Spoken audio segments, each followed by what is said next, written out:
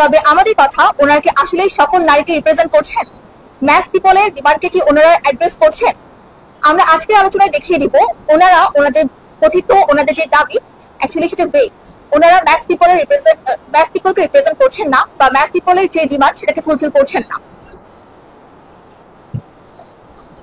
শুরু করবো 24 গণ অভ্যুত্থান নিয়ে। যে আপনারা 313 পেজের প্রতিবেদনটিতে দেখবেন 1971 সালের বীরঙ্গনাদের সম্মাননার কথা বারবার এসেছে এবং আমরা এই সাধুবাদ জানাই। তবে 24 নিয়ে কোনো সিঙ্গেল কথা আমরা দেখতে পাই না। তাহলে কি 24-এর নারীরা নারী নয়?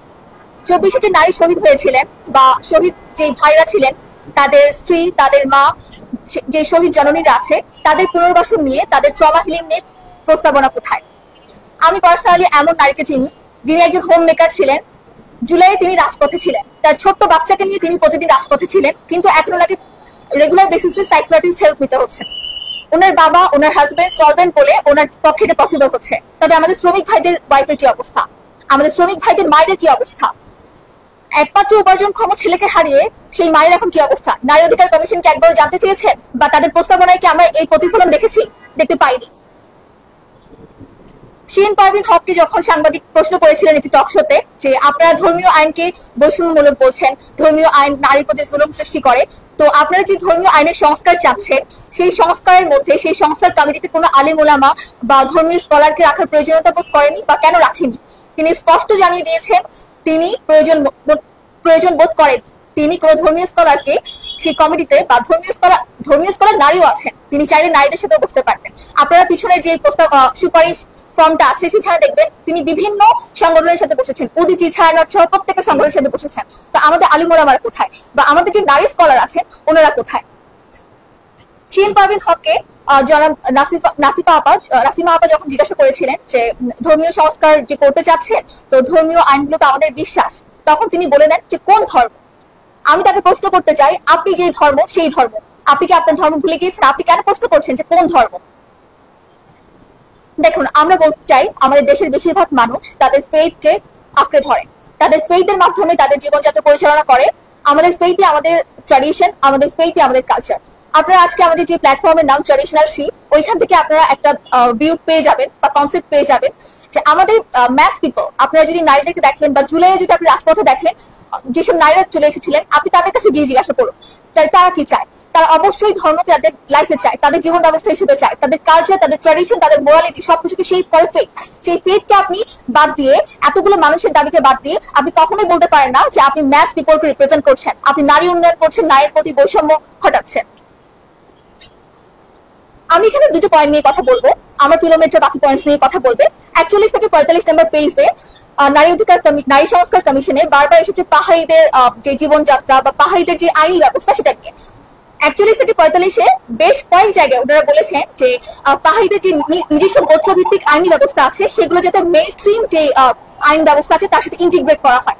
ইভেন এমন কথা বলা হয়েছে, এমন প্রস্তাবনাও দেওয়া হয়েছে, কোনো পাহাড়ির সাথে যদি কোনো নন পাহাড়ির মামলা হয় এবং সেই মামলা নিরসনের ক্ষেত্রে সেখানে যাতে একজন দোভাষী নিযুক্ত করা হয় এবং পাহাড়িকে যাতে তার গোত্রভিত্তিক আইনের মাধ্যমে সেই মামলা নিরসন করা হয়।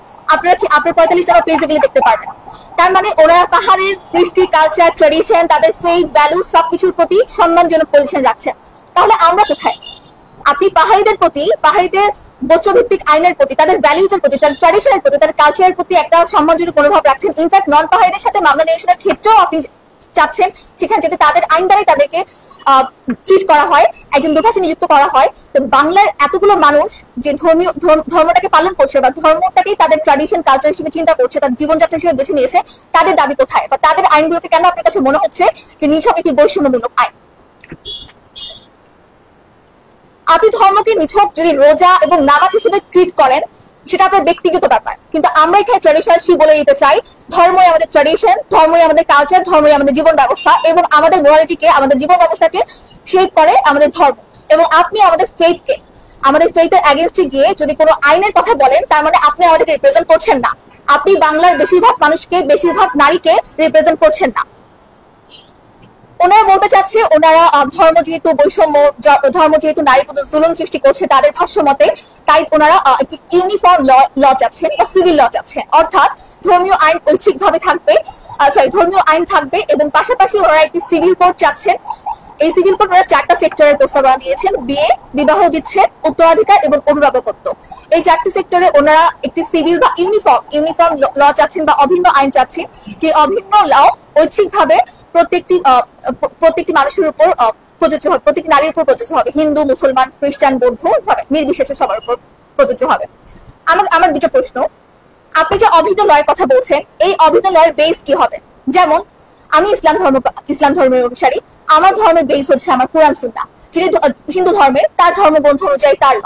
যিনি খ্রিস্টান, তার বাইবেল বা তাদের যে ধর্মগ্রন্থ তাদের অনুযায়ী। তো আপনি যে অভিন্ন ল নিয়ে আসছেন, সেই লয়ের বেস কি? সেই লয়ের কথা আপনি বলতে গিয়েছেন যে বিভিন্ন দেশের মডেল। এখন বিভিন্ন দেশের মডেলকে আপনি কি হবে, যেমন আপনি কোন মডেলকে ফলো করবেন? ইউরোপিয়ান কান্ট্রিগুলোর মডেল, আমেরিকার মডেল, নাকি মিডল ইস্টের মডেল, নাকি ইস্টার্ন কান্ট্রিগুলোর মডেল? এখানে আরো প্রশ্ন থেকে যায় যে আপনি যদি এখন দেখেন আমি যদি ইউরোপিয়ানদের কথা চিন্তা করি, যে ইউরোপিয়ানদের মধ্যে খুব তাদের কৃষ্টি কালচার, তাদের ট্র্যাডিশন, তাদের ফেথকে অবলম্বন করে তাদের আইনের মধ্যে কিন্তু বিভিন্ন ডিফারেন্স আমরা দেখতে পাই। তারা কিন্তু এক আইন দিয়ে পুরো ইউরোপ কিন্তু চলছে না। আপনি যদি এখন বলেন যে আপনি আফ্রিকার একটা ল বাংলাদেশে ইমপ্লিমেন্ট করে দিবেন, আফ্রিকার ট্র্যাডিশনের সাথে, আফ্রিকার মানুষের জীবন ব্যবস্থার সাথে, আফ্রিকার অর্থনৈতিক অবস্থার সাথে, মানুষের চিন্তা চেতনার সাথে, ভৌগোলিক অবস্থানের সাথে বাংলাদেশ কি মিলে? তাহলে আপনি এই যে মডেল উপস্থাপন করতে চাচ্ছেন বা আপনি যে একটা অভিন্ন ল বানাতে চাচ্ছেন, এর বেস সম্পর্কে আপনার কোনো রিসার্চ কেন নেই? আপনি কেন জানাতে চাচ্ছেন না যে এই মডেলের বেস কি হবে? দেন সেকেন্ড প্রশ্ন, আপনি বলছেন যে সিভিল ল আসবে এন্ড যে চাই ধর্মীয় ল পালন করবে, যে চাই সিভিল ল অনুযায়ী তার আইনি ডিস্ট্রিবিউশনটা হবে, উত্তরাধিকার, ইনহেরিটেন্স বলেন, বিয়ের ক্ষেত্রে বলেন। এখানে আমি আপনাকে একটা উদাহরণ দেই। একই পরিবারের মধ্যে ভাই বোন, ভাই চাচ্ছেন ধর্মীয় ল অনুযায়ী, বা আমি উল্টাটাই বলি, ভাই চাচ্ছেন সিভিল ল অনুযায়ী, আপনাদের প্রস্তাবিত এই অনুযায়ী 50-50। বোন, তিনি ধর্মপ্রাণ মুসলমান, তিনি চাচ্ছেন না ইসলাম আমাকে যে অধিকার আইন দিয়েছে আমি সেই অনুযায়ী আমার ইনহেরিটেন্স লটা সম্পত্তিটা চাচ্ছি। সেক্ষেত্রে আপনি এখানে সলভ কিভাবে করবেন? আপনি সেখানে কোন লটা, সিভিল ল মানা হবে নাকি ধর্মীয় ল মানা হবে? এই যে ক্যাওস, আপনি এই ক্যাওসের মধ্যে আপনি কেন ক্যাওস সৃষ্টি করছেন? অথচ আপনি যদি এই প্রস্তাবনার কিন্তু আরো অনেক অনেক ভালো, মানে আপনি যে প্রস্তাবনা চাচ্ছেন যে নারীরা যাতে তাদের প্রাপ্য হকটা বুঝিয়ে পায়, যদি আমার তো মনে হয় না আপনি জাস্ট এখানে আপনাদের মডেলটাকে, ইনফ্যাক্ট আপনাদের যে নারীর ডেফিনেশন, সেই নারীদের যে প্রস্তাবনা সেগুলোকেই বারবার আনতে চাচ্ছেন। কিন্তু এখানে যে আমাদের দিয়ে দেওয়া আছে যে ধর্মীয় আইন অনুযায়ী, সেটা যদি প্রপার ইমপ্লিমেন্টেশন হয়, এটা আমি বলতে চাই আমাদের দেশে হয় না। আমাদের দেশে ভাইরা তাদের বোনদের অধিকার দেয় না। ইনফ্যাক্ট যদি বোন যদি ভাইয়ের কাছে গিয়ে দাবি করে, তখন তাকে লোভী বলা হয়, বা এমন হয় যে যদি দিয়েও দেওয়া হয় তারপর তার সাথে আসলে ভালো সম্পর্ক থাকে না। মোহনার ক্ষেত্রটা হয়ে গেছে কি, যে আমাদের ডিভোর্স ছাড়া আসলে মোহনা শোধ করা হচ্ছে না। বাট ইসলামের ক্ষেত্রে যদি আপনি দেখেন, এটা কিন্তু আপনাকে প্রথমেই কিন্তু আপনার মোহনাটা বা আস্তে আস্তে হোক, আপনাকে মোহনা মাস্ট বি দিতে হবে। সো আপনি এই প্রপার ইমপ্লিমেন্টেশন চান। আপনি এখানে আরেকটা মডেল নিয়ে এসেছেন, মালয়েশিয়া আর ইন্দোনেশিয়া। টু বি অনেস্ট, আমি যখন মালয়েশিয়া আর ইন্দোনেশিয়ার কেস স্টাডি করতে গিয়েছি, আমার লিটারালি হাসি পেয়েছে। আপনি কথা বলছেন ইনহেরিটেন্স ল এর ক্ষেত্রে, উত্তরাধিকারের ক্ষেত্রে আপনি 50-50 চান। আপনি এনেছেন মালয়েশিয়ার কোন আইন? মালয়েশিয়াতে যখন ডিভোর্স হয় তখন তাদের আইন আছে যে চাইলে তারা 50-50 হাজবেন্ড ওয়াইফ, মানে তাদের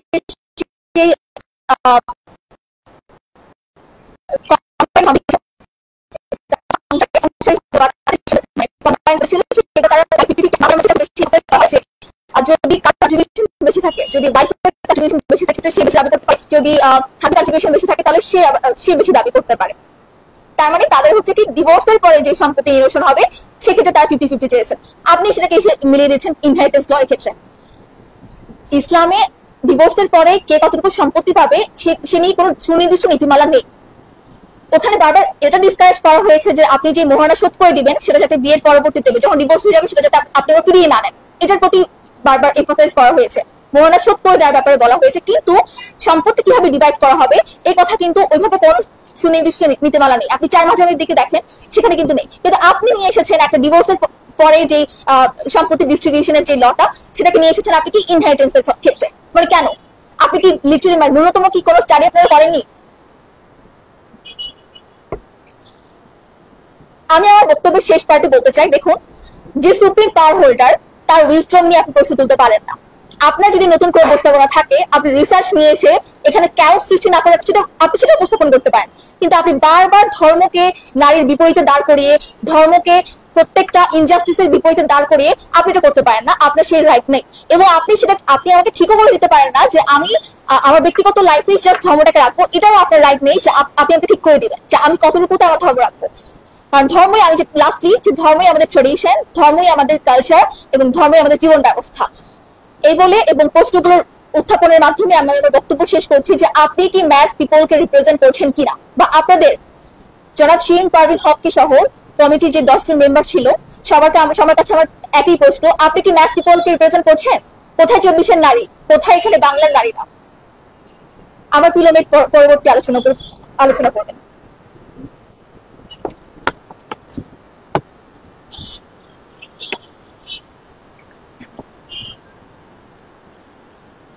আমি নারী সংস্কার কমিশনের একটি সুনির্দিষ্ট প্রস্তাবনার উপরে আলোকপাত করতে যাচ্ছি, সেটা হচ্ছে যৌনকর্মীদেরকে শ্রমিক হিসেবে স্বীকৃতি প্রদান। এখন বিষয়টা প্রথমত আমাদের কাছে খুবই মানবিক দৃষ্টির দিক থেকে মনে হচ্ছে যে এটা খুবই যুক্তিযুক্ত। এখান থেকে আমাদের যৌনকর্মী যারা আছেন তারা অনেক বেশি লাভবান হবেন, কিন্তু এখানে কিছু প্রশ্ন থেকে যাচ্ছে। প্রথমত, যারা আমাদের এখানে যৌনকর্মী আছেন তারা কি স্বেচ্ছায় এই পেশায় আসছেন? সেটা কিন্তু আমরা এখানে তাদের যে প্রতিবেদন তার উত্তর কিন্তু এখানে আমরা পাইনি। এবং দ্বিতীয়ত, আমার নারী সংস্কার কমিশনের প্রতি কিছু প্রশ্ন রয়েছে যে আপনারা এই যে একটি প্রস্তাবনা করলেন এর সপক্ষে আপনাদের কাছে কি কোনো ডেটা রয়েছে, অথবা আপনারা কি কোনো রিসার্চ করেছেন? সেই রিসার্চের আউটকাম কি? তার কোনো কিছুই তো আপনারা আপনাদের প্রতিবেদনে উল্লেখ করেননি। আচ্ছা, এই প্রশ্নগুলো বাদ দিই। এবার যদিও আমাদের অনেক সময় স্বল্পতা ছিল, যার কারণে আমরা ফিল্ডে যে আমাদের কোনো রিসার্চ করতে পারিনি, তবে অলরেডি বেশ কিছু রিনাউন্ড মিডিয়ার যারা তাদের ডকুমেন্টারি প্রকাশ করেছে এই টপিকের উপরে, তাদের বেশ কিছু বিষয়ের উপরে আমি আলোকপাত করতে চাচ্ছি। স্পেশালি মিডিয়াগুলোর মধ্যে রয়েছে বিবিসি, সিএনএ, আল জাজিরা। বাংলাদেশের দৌলতদিয়ার দিকে তাকান। দৌলতদিয়ার যে যৌনপল্লী রয়েছে সেখানে হাজারে হাজারে কর্মী রয়েছে যারা এই যৌন পেশার সাথে সংযুক্ত। এবার তারা এখানে কিভাবে আসছে? বেশিরভাগ প্রতিবেদনে উঠে এসেছে তাদেরকে হয় মানব পাচারের মাধ্যমে এখানে নিয়ে আসা হয়েছে, নয়তো প্রেমিকের মাধ্যমে প্রতারণার শিকার হয়ে তারা এসেছে, নয়তো তাদেরকে চাকরির প্রলোভন দেখিয়ে এই পেশায় নিযুক্ত করা হয়েছে। এবার আমি ধরে নিলাম যে তাদেরকে এখানে এই পেশায় নিযুক্ত হওয়ার পর তাদেরকে একটি সুস্থ এবং স্বাভাবিক জীবন দেয়া হচ্ছে, কিন্তু আদৌ কি দেয়া হচ্ছে? মোটেও না। তাদের উপরে চালানো হচ্ছে পাশবিক, শারীরিক এবং মানসিক নির্যাতন। প্রথমত আমরা যদি দেখি, তাদের এখানে যারা কিশোরী যারা আসছেন এবং শিশু বয়সে যারা আসছেন তাদের গড় বয়স থাকে 14-র কাছাকাছি। এবং এই শিশুদেরকে যাতে খুব দ্রুত এই পেশায় নিযুক্ত করা যায় এবং এই পেশার উপযুক্ত করে নেওয়া যায়, এজন্য তাদের শরীরে দেওয়া হচ্ছে স্টেরয়েড হরমোন, যাতে করে তাদেরকে মোটা তাজা করা যায়। মনে হচ্ছে সে যেন মানুষ নয়, সে যেন এক পশু। গরু মোটা তাজাকরণের এক অভিনব প্রক্রিয়া। এরপরে আমরা যদি তাকাই, তাদের উপরে আরো বিভিন্ন ধরনের শারীরিক নির্যাতনের খোঁজ আমরা পেয়ে থাকি। বিভিন্ন ধরনের ক্লায়েন্টের সামনে তাদেরকে জোরপূর্বক উপস্থাপন করা হয় এবং উপস্থাপনের পরে তাদের উপরে চলে শারীরিক বিভিন্ন ধরনের নির্যাতন। নিজের সম্মতির বিপরীতে যে তাদেরকে এই কাজগুলোতে লেগে থাকতে হচ্ছে, শুধুমাত্র তারা পরিস্থিতির শিকার বলে। কিন্তু এই পরিস্থিতির শিকারকেই আজকে তাদের পেশা হিসেবে তাদের উপর এক প্রকার চাপিয়ে দেওয়া হচ্ছে।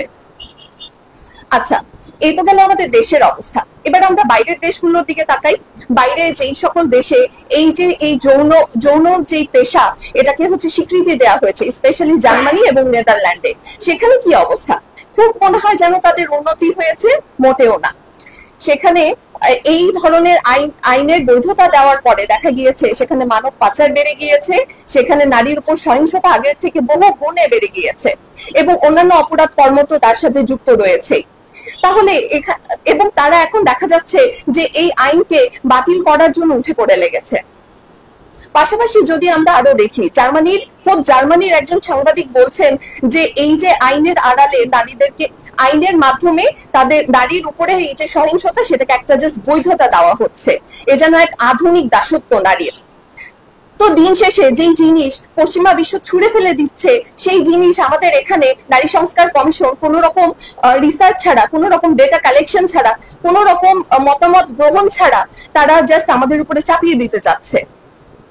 তো দিন শেষে আমি শুধু এটাই বলতে পারি যে এই যে নারীর উপরে যে সহিংসতা, এটা শুধু পুঁজিবাদী এবং অন্যান্য পুঁজিবাদীদের জাস্ট নারীদের ভোগ করার একটা মাধ্যম হিসেবে তুলে ধরা হয়েছে, আর কিছু নয়। এবং পাশাপাশি আমরা যদি দেখি যে এটা নারীদের প্রতি যেই সহিংসতা এবং জুলুম হচ্ছে, যেই নারীদের প্রতি যেই শোষণ হচ্ছে, সেটাকে জাস্ট একটা পেশার নাম দিয়ে সেটাকে বৈধতা দেওয়া হচ্ছে, যেটার কোনো অর্থ আসলে থাকে না। আমি পরিশেষে একটা প্রশ্ন জাস্ট করে যেতে চাই, আজকে যদি এই পেশাকে, এই যে যৌন, এটাকে আমি পেশা বলতে রাজি না, যদি এটাকে পেশা হিসেবে স্বীকৃতি দেওয়া হয়, তাহলে আপনি কি আপনার ঘরের মা বোনকে এই পেশায় পাঠাবেন? আর উল্টো ভাবে আমি যদি দেখি, আপনার পরিবারে আপনার স্বামী, আপনার ছেলে এই পেশা গ্রহণের জন্য সেই নারীদের কাছে যাচ্ছে, সেটাকে আপনি মেনে নেবেন? আমি এই দুটো প্রশ্ন রেখে আমার বক্তব্য আজকে শেষ করছি। আমার টিমমেট বাকি বিষয়ে কথা বলবেন।